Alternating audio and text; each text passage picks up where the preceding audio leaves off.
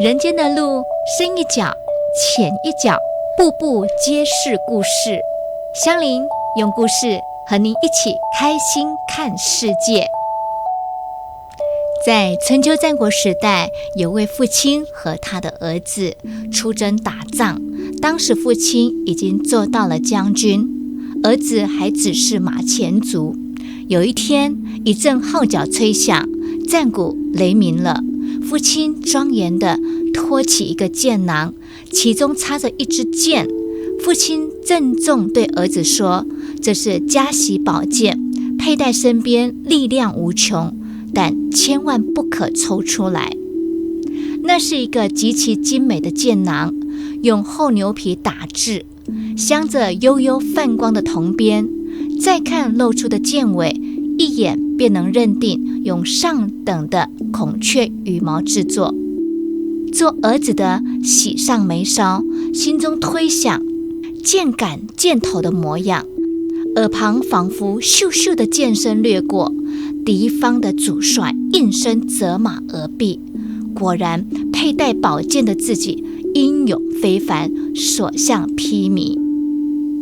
当鸣金收兵的号角吹响时，做儿子的再也禁不住得胜的豪气，完全忘了父亲的叮嘱。强烈的欲望驱赶着他，呼一声的就拔出宝剑，试图看个究竟。骤然间他惊呆了，一支断剑，箭囊里装着一支折断的剑。儿子吓出了一身冷汗，仿佛顷刻间失去支柱的房子轰然一直坍塌了。结果不言自明，儿子惨死于乱军之中。拂开蒙蒙的烟消，父亲捡起那柄断剑，沉重地吸一口气说，不相信自己的意志，永远做不成将军。好朋友，虽然今天分享只是个经典小故事，但每个故事里都蕴藏着一个哲理，就好比把希望寄托在儿女身上，把幸福寄托在丈夫身上，把生活保障寄托在工作单位上。当一个人把生命的核心交给别人，就像把胜败寄托在一支宝剑上，是多么危险。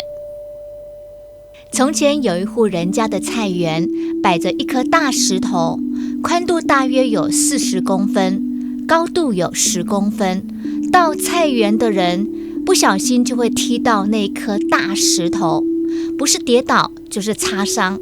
儿子问爸爸，那颗讨厌的石头为什么不把它挖走？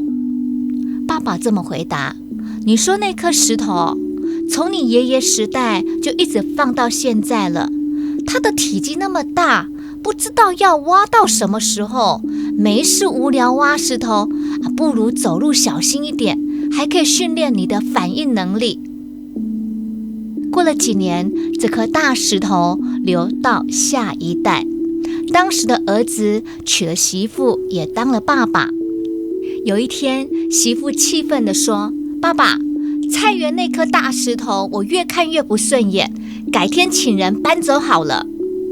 爸爸回答说，算了吧，那颗大石头很重的，可以搬走的话，在我小时候就搬走了，哪会让它留到现在啊？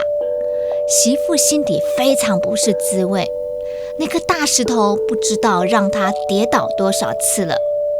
有一天早上，媳妇带着锄头和一桶水，将整桶水倒在大石头的四周。10分钟以后，媳妇用锄头把大石头四周的泥土铲松，她早有心理准备，可能要挖一整天。谁都没想到，几分钟就把石头挖起来。看看大小，这颗石头没有想象的那么大，都是被那个巨大的外表蒙骗了。好朋友，你心中有那颗巨大的顽石吗？如果你抱着下坡的想法去爬山，便无从爬上山去。如果现在你的世界沉闷而无望，那是因为您自己沉闷无望。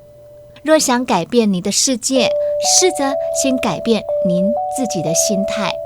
阻碍我们去发现、去创造的，仅仅是我们心理上的障碍和心中的顽石。其实自己才是一支箭，若要它坚韧，若要它锋利，若要它百步穿杨、百发百中，磨砺它、拯救它的，都只能是自己。好朋友，总有一天，你我都会静下心来，像个局外人一样，回收自己的故事，然后笑着摇摇头，浮生不过梦。所以能治疗您的，从来不是时间，而是你心里的那份释怀和明白。我们共勉之。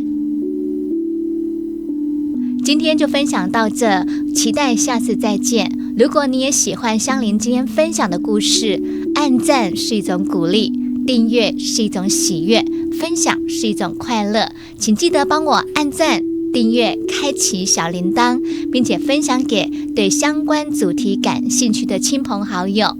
谢谢您，有您真好。什么按自 C。